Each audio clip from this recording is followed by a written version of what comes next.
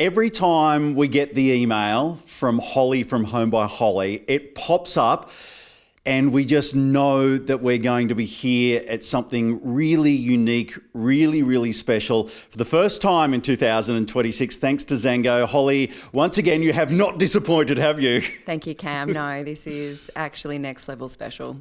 We've never had one like this before. Okay, so those are big words from you as well, especially. So we're in REID, 32 Coranderrk Street, which is so central to everywhere. And we'll talk about that in a moment or two. But this one has a very special architectural story behind it. So let's go, let's hear it. That's right. So our vendors, Kathy and Well Costerico, have very, very kindly given us the wonderful and most amazing opportunity to bring this home to the market. And the reason that I say that is when you're working with an architect that has built a home for their own purposes, for their own life, to see their time here in Canberra, it's just there's so many layers of architectural design that have come into play into the building of this home and the crafting and the detailing. Okay. I think you're just throwing the word architect away a little bit quickly and too easily there. Wal's not just an architect, is he? No, that's right. And Wal worked for the National Capital Development Commission at a time when, and he's an architect and a town planner, where our city was emerging and, working with architects that were very progressive and experimental and doing some really beautiful mid-century, and contemporary design, and you can see that across our city everywhere. All right, and so let's have a look at what he's designed for himself. Talk us through the footprint here.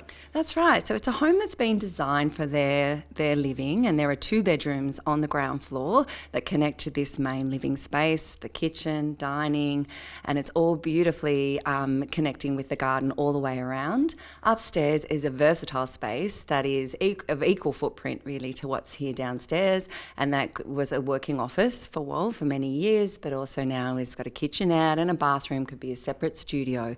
So there's real flexibility of floor plan, but a significant amount of floor plan that is contained with upstairs and downstairs. There's a couple of things that stick out for me, which I really want to mention here. So these wooden pillars are on display from when you walk in for the very first time. So we'll hear more about those in a moment. But then these beautiful courtyards that surround the house, like you say, and behind us there's one sort of bathed in sun, and the one behind the camera, it's beautifully, it's all in shade and everything. So something for 24 hours a day here. That's right. And homes like this are often understated from the front, and you don't realise they're revealed as you walk through. And you walk through to the front door, which is timber crafted, and you can see all the timber detailing that with the pillars and with the table and the joinery and the cabinets that were all locally crafted out of Queanbeyan. So it's really nice as well to not only have a local architect, but you've got local craftspeople that have played a part in the coming together of this home. Yeah, you get to come into these special places in and around REID and inner south, inner north often. When you walked into this place for the first time, what went through your mind? I think you're so enthralled and you're taken up with all the interesting design elements. So you're really spending a lot of time just looking around and taking it all in. You've got beautiful angles with the windows and the ceiling and lines that draw your eye to the outside. I also like that it has a feeling of intimacy. So even though it does open out, you can see that there are sort of rooms that are created with the different lines of the ceiling, and also too with pelmets and curtains that soften the space. So, it's so thoughtful, and you've got a beautiful palatial main bedroom with the bathroom, which again incorporates pillars and timber and glass.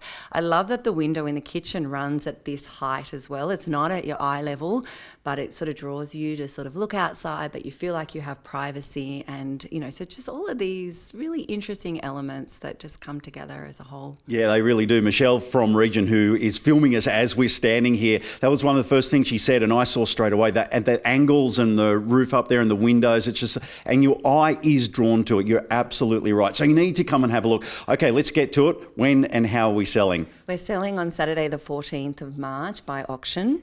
Before we jump into that, you have to remember where we are. So we are within a heritage precinct, and what makes that special, even though this is a newer home of the last 20, 25 years, everywhere's low line and level around us. So you're not going to be overshadowed or built out by homes that are, maxed out on the blocks. Heritage respects the footprint that you have in terms of what you can build, but also retaining garden.